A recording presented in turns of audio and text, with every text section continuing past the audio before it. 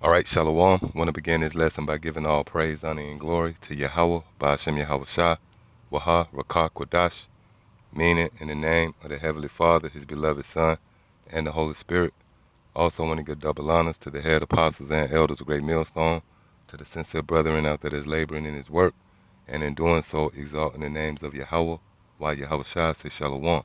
See, I just want to go into another quick lesson, pretty much highlighting the prophets, in the fact that in the ancient world, whenever the prophets popped up or emerged on the scene in whatever city or town, the people would become nervous because they understood back then that whenever the prophets came out, then this meant the Lord was about to make a move, all right?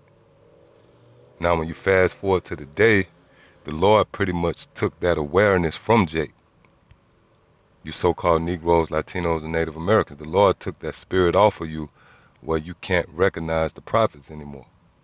That's why amongst our people, they dismiss us as a bunch of crazy guys on the corner, a bunch of disgruntled guys cussing out the so-called white man. And even if you had amongst our people to listen to us, once they digest the core and the foundation of what we're speaking about, they become offended. Why? Because they expect us to come in that old, same, tired, played out spirit. All right, that civil rights, Black Panther, that rallying cry of bringing all so-called black people together. But when you examine the prophets, they always came to pretty much curse out the nation of Israel, man. You consider John the Baptist. He said, look, the axe is laid to the tree, you know. He told the people, don't be content with just being a son of Abraham, for the Lord can turn these very stones into a son of Abraham. Meaning he was rebuking them, man, cussing them out and warning them of the wrath to come from Yahweh Ba'ashem Yahweh Shah, lest they repented and came back to the Heavenly Father. All right? So the mere fact that you see the prophets out, you should be trembling. You should be nervous. You should be scared, man.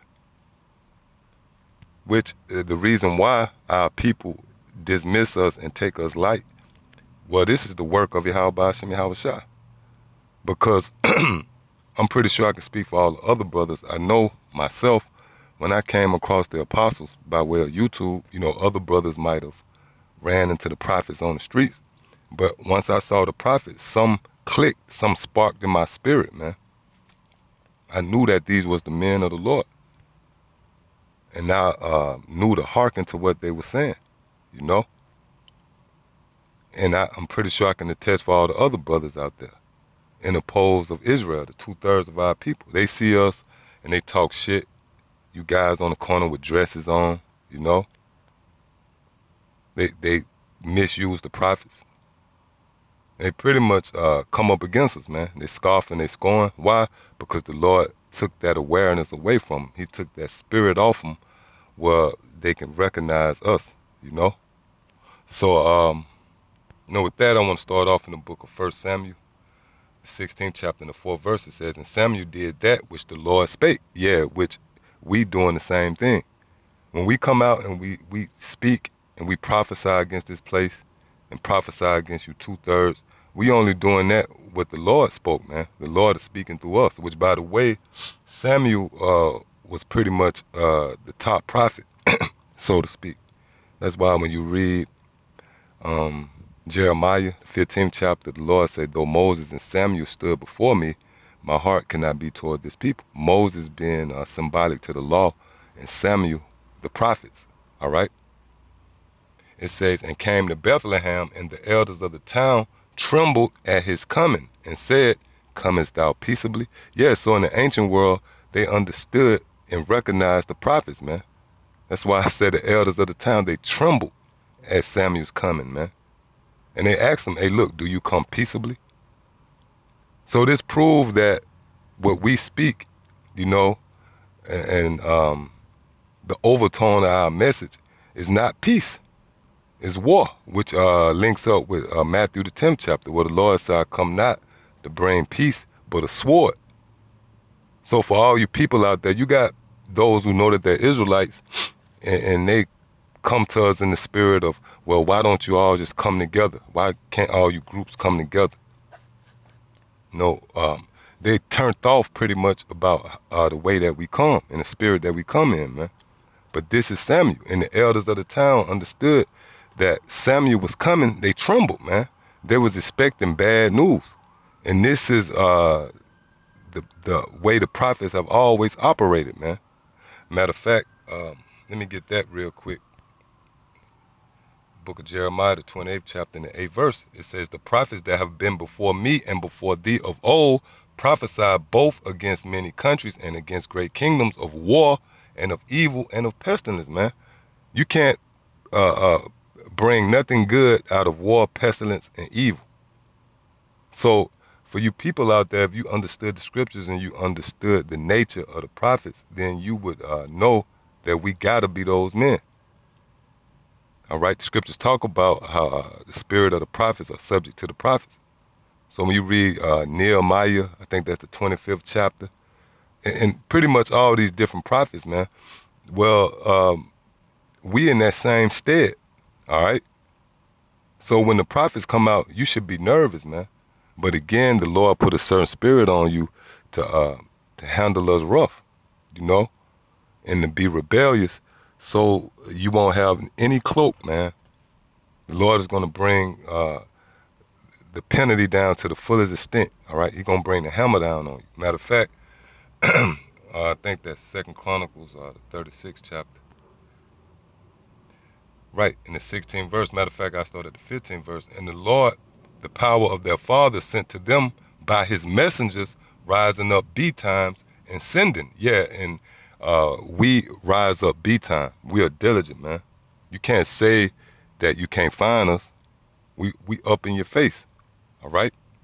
It says because he had compassion on his people and on his dwelling place. Yeah, so in the ancient world, the Lord would send prophets, and the people would see those prophets, and they would hearken to those prophets because they understood back then that the Lord had messengers, man.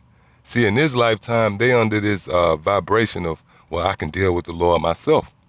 See, the Lord the one put them in that spirit. He the one gave them over to that mind, all right? Verse 16, but they mocked the messengers of the Most High. Yeah, and that's happening right now, man.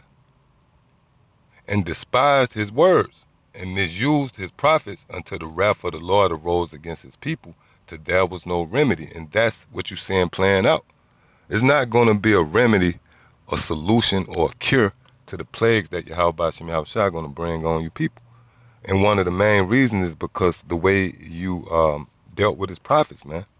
All right? And when you go into the prophets, they was always hated for the most part. Matter of fact, what's that? Let me see. Oh, yes, 1 Kings. Let me get that real quick. The 22nd chapter. And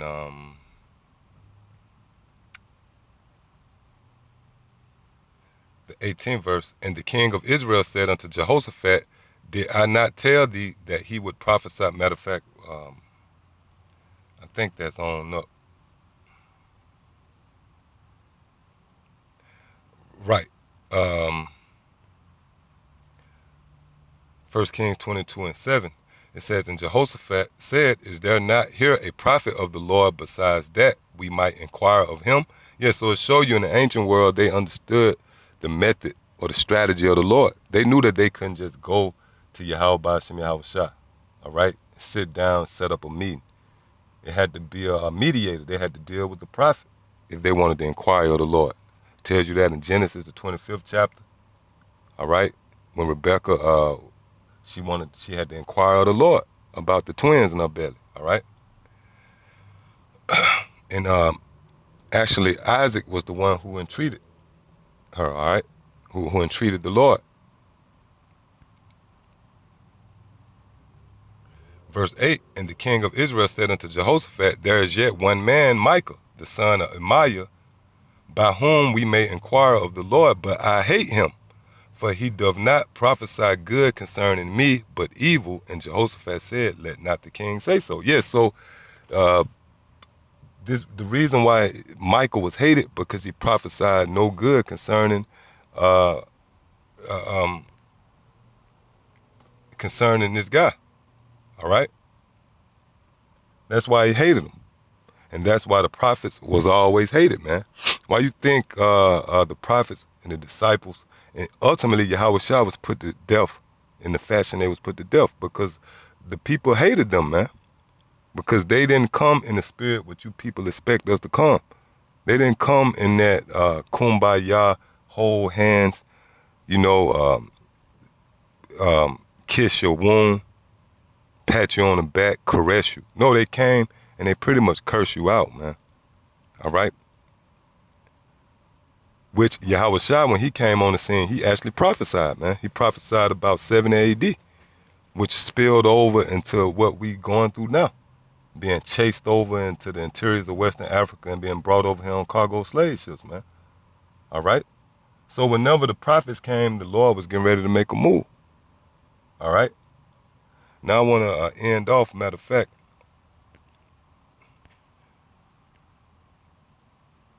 go to a parable where Yahweh Shah spoke concerning the prophets, all right, and how the people felt about them, felt about the prophets, all right. This is Matthew 21 and 33. Hear another parable. There was a certain householder which planted a vineyard and hedged it around about and digged a winepress in it and built a tower and let it out to husbandmen and went into a far country. And when the time of the fruit drew near, he sent his servants to the husbandmen that they might receive the fruits of it. And the husbandman took his servants and beat one and killed another and stoned another. Again he sent other servants more than the first, and they did unto them likewise. All right? So this is the Lord showing you that Israel never received the prophets because they knew that the prophets was never coming to speak good concerning them, man. They knew whenever the prophets popped up, oh shit, it's bad news. And they pretty much became offended in that, and you see that today, all right? Verse 37, but last of all he sent unto them his son, saying they will reverence my son. But when the husbandmen saw the son, they said among themselves, this is the heir. Come, let us kill him, and let us seize on his inheritance. See? And they caught him and cast him out of the vineyard and slew him. When the Lord therefore of the vineyard cometh, what will he do to those husbandmen? Right? So the Lord is going to destroy you people out there who deal spitefully toward the prophets. You know, you got a problem with the men of Great Millstone, the prophets of GMS. All right?